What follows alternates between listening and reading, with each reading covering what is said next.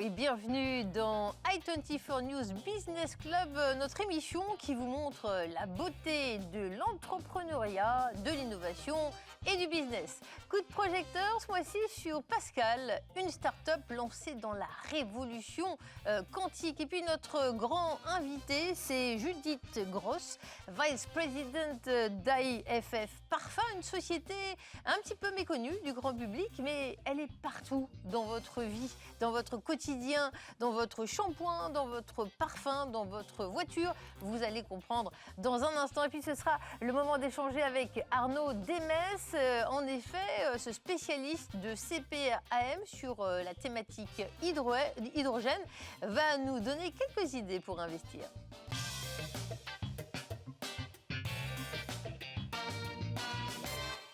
Les trophées des futures licornes reconnaissent les entreprises qui ont des perspectives remarquables. À ce sommet, parrainé notamment par Audacia, ont été sélectionnées des startups qui devraient être des futures licornes valorisées au-delà d'1 milliard d'euros dans les 5 ans. DNA Script, fondé par Thomas Hibert, X et 2 ingénieurs des mines, Xavier Gaudron et Sylvain Gariel, a emporté le premier prix, que ce soit dans la biotech, l'IA ou bien encore la mobilité. Eh bien, on a beaucoup d'entrepreneurs en France et l'intelligence du business. On pointe aussi Pascal, pionnier de la révolution quantique. C'est le lauréat de la catégorie Industrie 4.0. Un reportage réalisé avec Alain Sopp. Le calcul a commencé avec l'invention des transistors dans les années 50. Cette révolution a amené à des géants du digital, Google, IBM, Amazon. Aujourd'hui, une deuxième révolution se joue, la révolution du quantique qui fait des calculs encore plus performants. L'accès de l'informatique classique, c'est né de l'amélioration continue des processeurs. Il y a une loi qu'on appelle la loi de Moore qui dit que grosso modo, tous les 1 ou 2 ans, la puissance de calcul est le double. Il y a des calculs qu'on ne saurait jamais faire sur les technologies telles qu'on les connaît aujourd'hui. Ça prendrait des milliards d'années. Et avec un processeur quantique, vous êtes capable de les faire en quelques jours. Et pensez aux applications. Il y a quelques années, un avion, il était dessiné sur une planche à dessin. Aujourd'hui, les avions, ils sont dessinés par simulation sur ordinateur. Et là, il y a des tonnes de simulations qui calculent pour calculer l'écoulement de l'air sur les ailes. Et plus vous avez de précision, plus vous avez de vitesse, eh ben, vous êtes capable de dessiner quelque chose de plus efficace et de faire un avion qui vole mieux et qui consomme moins de kérosène. La maîtrise des processeurs quantiques est essentielle pour garantir la souveraineté française dans de nombreux domaines. La science que vous avez aujourd'hui à Pascal, elle vient de plus de 20 ans de recherche qui ont été menées sur le plateau de Saclay à l'Institut d'optique. Il y a une filière française du quantique avec plus de 40 entreprises dans le domaine. La France se positionne en tête de pont européenne. Au niveau des fonds publics, en fait, l'Europe est numéro 1 dans le monde. On investit plus en Europe dans les technologies quantiques au niveau des fonds publics qu'aux États-Unis ou en Chine. C'est un total qui dépasse les 5 milliards d'euros sur 5 ans. Pascal, avec son approche des atomes neutres, contrôle 100 à 200 qubits. Équivalent quantique des bits, les qubits sont les unités logiques des calculateurs qui exploitent les propriétés quantiques de la matière pour effectuer des calculs complexes. Vous êtes dans la première usine de fabrication de processeurs quantiques au monde. Et derrière chaque porte, vous avez un atelier d'assemblage de ces machines. Ce que vous voyez là, c'est un processeur quantique. Le composant de base, c'est des atomes qu'on va venir contrôler un par un grâce à des lasers. Il faut absolument qu'on élimine tous ceux qui pourraient venir parasiter le fonctionnement en pompant. D'où le nom d'une enceinte à vide, qui est plus poussée que le vide interstellaire. Le deuxième ingrédient, c'est des faisceaux laser. Ce sont des câbles qui transportent la lumière. Donc là, c'est ce qu'ils sont en train de faire, d'aligner ces faisceaux. Loin de n'être qu'un terrain de jeu pour les excellents ingénieurs de l'école française, l'informatique quantique va servir à énormément d'applications, notamment dans la finance. Par exemple, on est en crise économique. Vous voulez prendre une décision. Aujourd'hui, il y a des modèles qui tournent, qui prennent 24 heures de calcul. Si vous avez la réponse en 1 heure, vous êtes capable de prendre une décision éclairée plus rapidement. Pascal travaille aussi avec EDF pour optimiser le temps de recharge des voitures électriques. Alors, les technologies quantiques dans le calcul est lié à un besoin d'obtenir une puissance de calcul assez importante pour, par exemple, stimuler la matière, inventer de nouveaux médicaments. Ces besoins-là n'étaient pas bien couverts par les ordinateurs classiques, y compris par les plus gros supercalculateurs. L'aventure quantique n'en est qu'à ses débuts. Toutes les opportunités sont ouvertes. Pascal est bien positionné pour les saisir. Et tout cela est rendu possible grâce à des fonds à l'affût des technologies les plus prometteuses. Charles Beigbeder, à la tête d'Audacia, croit aux vertus de la physique quantique, mais aussi à la deep tech, dans la défense, mais aussi à l'immobilier. Alors chez Audacia, il y a tout un pôle donc, de fonds de venture, deep tech, donc il y a Cantonation, on vient d'en parler, et puis il y a Expansion et Hexagone. Et Expansion, c'est le New Space, c'est l'aérospace et la défense, c'est tout simplement l'irruption de l'entrepreneuriat dans ce secteur de l'industrie spatiale et aéronautique.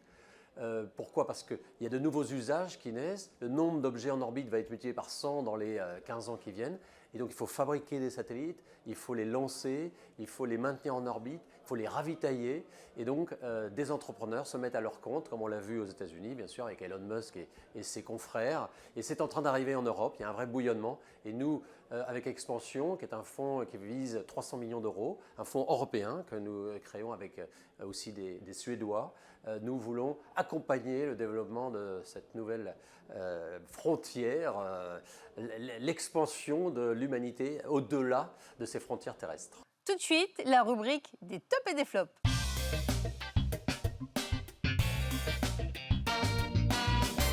Les licornes aussi connaissent des crises. Flashback sur ce qui s'est passé cet été. Licorne, on en parle encore, réputée de la santé numérique en France. Doctolib, qui s'est imposé depuis la crise du coronavirus comme plateforme en ligne de prise de rendez-vous médicaux, a été énormément critiqué pour héberger quelques thérapeutes douteux. C'est le cas d'une naturopathe opposée à la vaccination. Irène Grosjean estime qu'on peut se soigner contre la surdité, l'autisme ou le cancer en consommant des jus de fruits. Doctolib a mis quand même du temps à réagir à cette crise, se bornant à dire que si une activité est légale, elle peut être inscrite sur son site avant de faire machine arrière et de désactiver plusieurs comptes de naturopathes. Attention donc aux effets dominos. Le monde de la data doit-il être mieux régulé? Et vous, qu'en pensez-vous?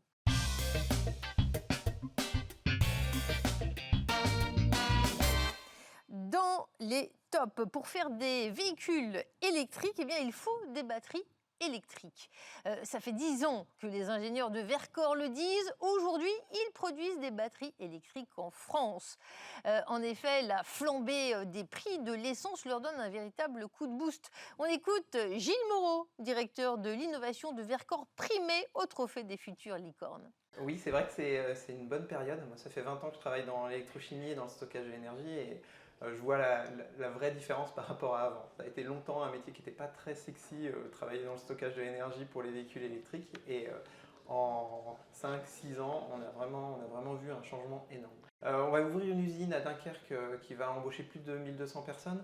Et donc on sera d'ici 2025, à la date d'ouverture de l'usine, au moins 1500, 1600, avec évidemment toutes les équipes support. Allez, tout de suite, on passe à la séquence, le grand entretien.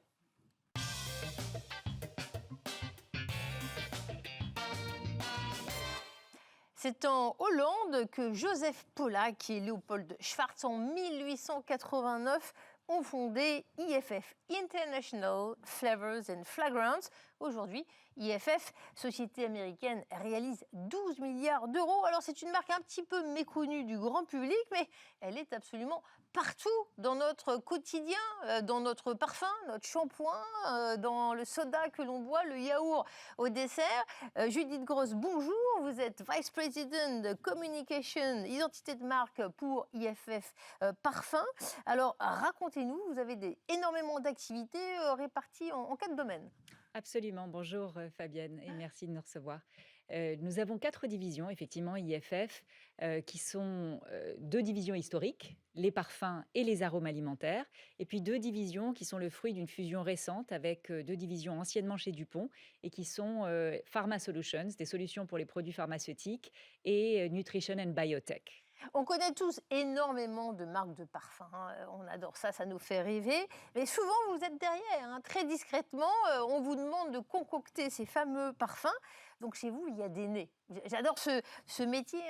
Il paraît qu'il y a seulement 300 professionnels de l'odorat dans le monde. Alors, il y en a un peu plus, des nez. Les parfumeurs chez nous font autant d'études quasiment qu'un chirurgien cardiaque, puisqu'ils ont besoin d'une dizaine d'années d'études. Pourquoi est-ce que c'est aussi complexe? Parce qu'ils ont besoin d'apprendre individuellement les 1200 ingrédients du catalogue de création d'IFF. Et une fois qu'ils ont appris ces 1200 ingrédients, eh bien, il faut qu'ils apprennent à composer avec, il faut qu'ils apprennent à les mélanger entre eux. Ce sont des mélanges extrêmement précis. Et les Il paraît composer. qu'ils n'aiment pas beaucoup qu'on les appelle les nez. Alors, il y en a qui n'aiment pas tellement parce que, de la même façon qu'un sculpteur, on l'appelle pas une main, et pourtant il sculpte avec la main, eh bien, les nez utilisent leur nez pour sentir, mais c'est leur créativité en tant qu'artiste qui est utilisée pour créer. Alors, c'est presque artistique, mais je le dis, vous êtes un géant des arômes naturels. D'ailleurs, vous aviez racheté Frutarom, spécialiste israélien d'arômes et de parfums. On s'en souvient, une opération à 7,1 milliards de dollars à l'époque. C'était la deuxième plus grande acquisition en Israël. Voilà, vous arrivez à digérer, vous êtes toujours sur ce rythme de développement assez intensif. Qu'est-ce que ça vous a apporté, cette acquisition? Ça nous a apporté une empreinte mondiale encore plus importante et nous a permis d'étendre notre compétence sur certains métiers et certaines expertises liées aux arômes alimentaires. Alors, pour fabriquer des parfums, il faut des fleurs, des plantes. On va en voir quelques-unes. Il y a des fleurs fragiles, innocentes, hein, des narcisses, des vétivers. Mais ce qui est intéressant, c'est que vous dites, quand on arrive, on travaille avec les agriculteurs, si j'ai bien compris, et vous mécanisez, vous modernisez tout ça. Donc, comment vous conciliez cette tradition de la culture de la récolte et cette industrialisation à laquelle vous participez? Alors j'adore cette question parce qu'elle touche effectivement au cœur de ce que c'est que le métier du parfumeur et très souvent on ne se rend pas compte de la complexité de ce qu'il y a à l'intérieur d'un flacon de parfum. Nos ingénieurs agronomes qui travaillent sur les ingrédients naturels vont aller à travers le monde, dans tous les endroits où se font les récoltes d'ingrédients naturels pour le parfum, et ils vont regarder comment améliorer sur les lieux de récolte la récolte. Alors par exemple, vous parliez de la mécanisation. Il y a l'héritage, cette petite fleur magnifique, qui n'a d'ailleurs commencé à être utilisée en parfum, le narcisse, que dans les années 70, pas avant. Mais elle était récoltée à la main. Et cette récolte à la main, elle était à la fois extrêmement pénible et puis très difficile et très longue. Et nous avons apporté nos compétences pour mécaniser la récolte. De la même façon que nos ingénieurs agronomes vont intervenir à travers le monde pour se pencher sur comment améliorer l'empreinte environnementale. Par exemple, en Inde, comment utiliser moins de pesticides ou moins de fertilisants. Avec le vétiver en Haïti, comment lutter contre l'érosion des sols, ou à Madagascar contre la déforestation ou le manque d'eau. Et ils vont apporter des solutions extrêmement concrètes partout où l'on travaille à travers le monde. Et il me semble que vous avez dit qu'un parfum peut contenir 1200 ingrédients. Dites-moi si j'ai bien compris. On voit un petit graphique passer avec, dans un flacon, en fait, il y a énormément d'origines différentes, c'est ça? Tout à fait. Ce qu'on aime dire chez IFF, c'est qu'un flacon de parfum contient le monde entier. Alors non, ce n'est pas 1200 ingrédients dans un parfum, c'est 1200 ingrédients avec lesquels nos parfumeurs travaillent pour créer et entre lesquels ils ont le choix pour créer un parfum. En moyenne, on va dire que dans un flacon de parfum, vous allez avoir environ 50 à 75 ingrédients. Ce qui varie, c'est la quantité, c'est ça. La composition. Mais imaginez déjà la complexité de la création, puisqu'ils doivent choisir, mettons, cette cinquantaine ou ces 70 ingrédients parmi les 1200. Puis une fois que vous avez choisi les ingrédients que vous voulez utiliser, il faut en choisir de façon extrêmement précise le dosage. Et ça nécessite des centaines, parfois des milliers d'essais, puisque à partir de la formule d'origine, qui est la proposition, l'idée créative de départ, eh bien, les parfumeurs vont parfois faire des centaines, des milliers de modifications, comme si un couturier devait 1000 fois revenir à l'ouvrage et refaire son croquis pour une robe. Et on est à quel pourcentage de différence, effectivement, en termes de quantité d'ingrédients, hein, si on met du bigaradier, j'ai vu que ça vient de Tunisie, un petit arbre de 3 à 10 mètres épineux, à feuilles persistantes, ou bien si effectivement on met du vétiver, mais le dosage, à quel moment on change de parfum? C'est pas du 1%. Alors, c'est parfois, bien plus fin, je crois. 0,01% de différence peut avoir un impact olfactif sur l'odeur. Ça dépend bien sûr de plusieurs critères. Un des critères, c'est ça dépend de la puissance des ingrédients. Vous avez des ingrédients qui sont extraordinairement puissants et dont 0,01% en plus ou en moins va apporter une différence. Et puis il y en a d'autres qui sont beaucoup moins puissants, mais qui ont une espèce d'impact de liant olfactif. Et alors eux, vous pouvez faire des changements plus importants sans que ce soit immédiatement perceptible. Alors, quand on parle de parfum, mais vous êtes dans les arômes, quand on s'achète un yaourt à la fraise, c'est pas nécessairement la fraise brute, c'est-à-dire, voilà, où est-ce que vous intervenez? Racontez-nous. Alors, pour ce qui est des arômes, nous intervenons sur à la fois le plaisir du goût qui va s'ajouter, et puis à la fois la texture, la sensation, tout ce qui est du registre du sensoriel. Notre métier, le métier d'IFF, c'est un métier de l'éveil des sens, puisque à la fois le parfum et à la fois les arômes sont là pour apporter du plaisir et du plaisir à l'utilisation des produits pour que lorsque vous utilisez votre gel douche du matin, lorsque vous sortez votre linge de la machine ou lorsque bien sûr vous mettez votre parfum le soir en sortant, eh bien ce soit des produits que vous avez du plaisir à utiliser et c'est le cas de ce que vous allez manger aussi. Alors, je ne sais pas si c'est parce que c'était la rentrée, vous avez l'air en pleine forme, Judith. Vous me dites, même pour dormir, moi, j'ai des petits secrets chez IFF. Vous mettez des odeurs qui font bien dormir. Expliquez-nous, parce que vous êtes allé jusqu'à me parler de pleine conscience. Mais qu'est-ce que ça veut dire? Alors, on a utilisé la science. La science est un facteur extrêmement important dans la façon dont nous travaillons chez IFF.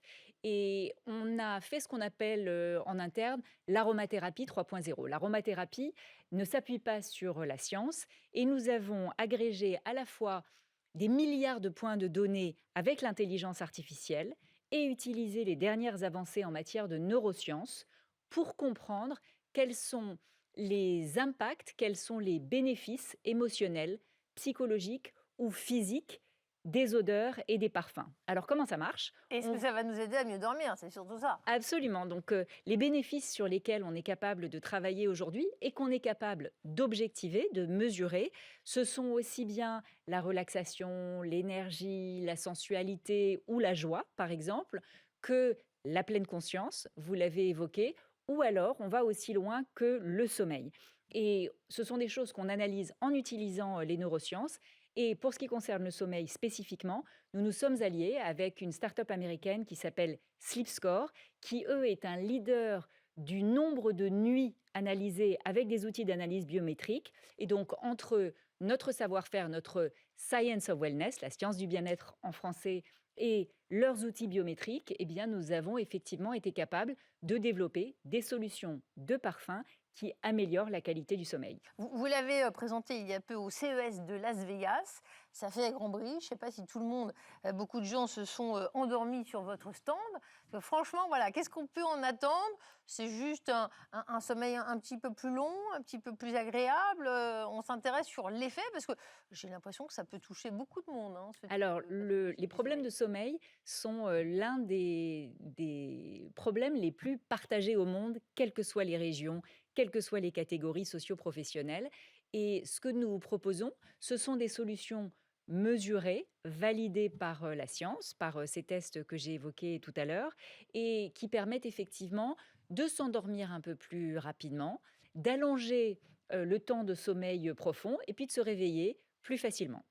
Très bien. Je ne sais pas qui se réveille avec vous, mais en tout cas, ça doit sentir bon. On finit parce que vous êtes même allé dénicher, enfin avec vos partenaires, le parfum de George Sand. Donc là, on peut voyager dans la littérature. Comment vous avez retrouvé ça? Alors, nous avons utilisé une technologie extraordinaire qui s'appelle la technologie des living et avec laquelle nous avons la possibilité de capturer une odeur un peu sur le modèle de la photo numérique. Une fois que cette odeur est capturée, elle est analysée. Et une fois qu'elle est analysée, c'est-à-dire que ces composants odorants sont analysés, eh bien, on sait la reconstituer. En l'occurrence, les héritiers de George Sand ont retrouvé dans son secrétaire un petit flacon de parfum. Nous l'avons analysé et nous l'avons reconstitué avec une toute petite marque qui s'appelle Astier de Vilat. Dans vos parfums historiques, il y a également Kifi qui est lié à l'Égypte. Un petit mot? Oui, le plus premier parfum antique dont on a retrouvé la recette sur le frontispice d'un temple en Égypte et qui a été reconstitué par Dominique Ropion, toujours avec Astier de Vilat, en s'appuyant sur les travaux d'historienne de Annick Le Guerrer. Donc il y a un travail de plusieurs mois là, pour aller reconstituer un parfum. C'est De incroyable. plusieurs années. Et ce qui est extraordinaire, c'est que le catalogue d'ingrédients des parfumeurs aujourd'hui a plusieurs ingrédients en commun avec celui des parfumeurs de l'époque de l'Égypte antique, donc il y a plus de 3500 ans. L'olibanum, la myrrhe, qui suscite la pleine conscience, par exemple, dans notre étude. Et j'ai cru lire qu'il y avait du patchouli dans le parfum de George Sand. Donc vous voulez porter le parfum royal de l'époque romaine, c'est possible. IFF et ses partenaires l'ont retrouvé. Et puis la question du mois, on a parlé beaucoup d'odeurs. Hein. Si I24 était un parfum, que pourrait-on retrouver dedans Judith, une idée? Fleurs d'oranger, orientaux épicés, Ce serait boisés? probablement des ingrédients qui viennent de partout dans le monde, puisque vous avez cette empreinte mondiale. Vous rassemblez des téléspectateurs qui vous regardent partout dans le monde. Donc, on aimerait les rassembler dans un parfum. Eh bien, ils vont nous le dire sur le compte Twitter. Quelle est l'odeur d'I24 et qu'est-ce qu'on met dedans? Merci Judith Gross de nous avoir fait rêver en voyageant dans ce monde extraordinaire des parfums et des arômes. Merci Fabienne.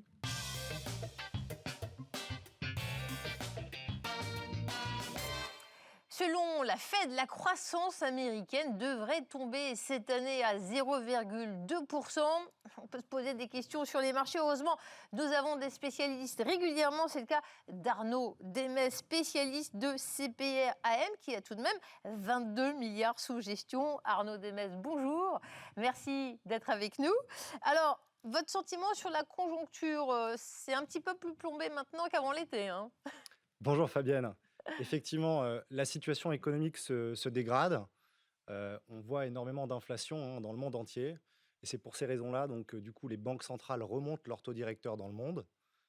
On l'a vu récemment, hein, la Fed a encore remonté ses taux directeurs pour la 5e fois de 75 points de base, ce qui met l'économie en risque de récession et donc un manque de visibilité pour les investisseurs. Alors, c'est évident, quand on vous voit, vous avez le sourire, la banane, on dirait que sur vos thématiques à vous, les clignotants sont plutôt au vert. C'est ça qu'il faut comprendre. Alors effectivement, il reste des segments de marché qui sont encore porteurs où on a de la visibilité. Et nous, à CPR, on est sur des thématiques assez croissance, notamment sur la thématique de l'hydrogène. Voilà, vous êtes sur cette thématique de l'hydrogène, placée au sens large sur tout ce domaine du climat. Il y a beaucoup d'expressions de discours politiques. Est-ce que côté investissement, bourse, ça se retrouve et ça justifie, ça légitime votre pari de participer à la création d'un fonds hydrogène? Ah oui, tout à fait. Ce qu'il faut savoir, c'est que le GIEC, donc le groupe d'experts pour le climat, hein, nous demande de réduire nos émissions de gaz à effet de serre pour limiter donc le réchauffement climatique. Et dans ce contexte-là, l'hydrogène est une véritable solution d'avenir, notamment pour décarboner l'industrie et les transports lourds, et également pallier l'intermittence des énergies renouvelables. C'est vrai Donc que c'est même aux États-Unis, Joe Biden a mis sur la table, promulgué un plan d'investissement de 430 milliards de dollars sur le climat et la santé. Donc il y a peut-être quelques subventions pour l'hydrogène aussi. Oui, alors le plan Biden, c'est un plan qui est extrêmement intéressant. Donc 370 milliards consacrés à l'environnement, des énergies renouvelables à l'hydrogène, et donc des subventions massives hein, à hauteur à peu près de 3 dollars le kilo pour l'hydrogène vert, hein, ce qui le rend à peu près compétitif par rapport à l'hydrogène gris et marron et aux énergies fossiles. Et donc, finalement, un créneau un peu porteur pour le thème. Alors on connaît des fonds sur les valeurs américaines, agricoles. Vous, c'est un fonds hydrogène. On va voir quelques axes de votre philosophie. Vous nous la résumez? Alors oui, alors nous, on a une philosophie qui est globale, hein, donc une approche en fait qui a objectif donc, de prendre en compte tout l'écosystème de l'hydrogène, hein, donc de l'amont à l'aval. En amont, on va commencer par les producteurs d'énergie verte, avec notamment toutes les sociétés qui produisent de l'énergie verte pour faire de l'électrolyse de l'eau et produire de l'hydrogène. On va retrouver des valeurs par exemple comme EDP au Portugal ou Nextera aux États-Unis. Après, on va voir toute la partie technologie et composants. Donc ça, c'est vraiment ce qui nous intéresse le plus avec des valeurs type fabricant d'électrolyseurs et de piles à combustible. Donc on peut citer par exemple Bloom Energy et Plug Power aux États-Unis. On va avoir après d'autres valeurs un peu plus connues du grand public sur la partie production, distribution et stockage, comme par exemple Air Liquide en France ou Linde en Allemagne. Et enfin, toute la partie utilisation qui va être plutôt sur la métallurgie ou le transport, avec par exemple Alstom dans le transport ferroviaire et Toyota pour l'automobile. Donc, il y a un peu toutes les nationalités. C'est un fonds à dimension internationale. Vous avez la gentillesse de nous suggérer quelques idées, quelques exemples, mais c'est un univers d'investissement quand on parle de l'hydrogène qui a quel contour? On peut piocher jusqu'à combien d'actions? Alors nous, dans notre univers d'investissement, on a 250 valeurs internationales qui sont bien réparties géographiquement dans le monde entier, en sachant que quand même sur l'hydrogène, le leadership en ce moment est plutôt en Asie, notamment Japon et Corée, et également en Europe. On peut parler des projets qui se font, parce que pour que ça reste un petit peu plus concret hein, d'investir sur la thématique hydrogène. J'ai vu par exemple Mitsubishi Power et Magnum Development. Vous nous expliquez un petit peu ce type de projets qui font qu'il y a un véritable boom sur la filière hydrogène? Alors oui, il y a plusieurs types de projets. Donc Mitsubishi, c'est un projet de stockage pour stocker l'hydrogène, donc du coup produit à partir des énergies renouvelables, qui est une bonne solution de stockage dans des cavernes et pouvoir le garder à long terme et le réutiliser ou le réinjecter dans la grille électrique pour l'utiliser par exemple pour chauffer ou dans l'industrie.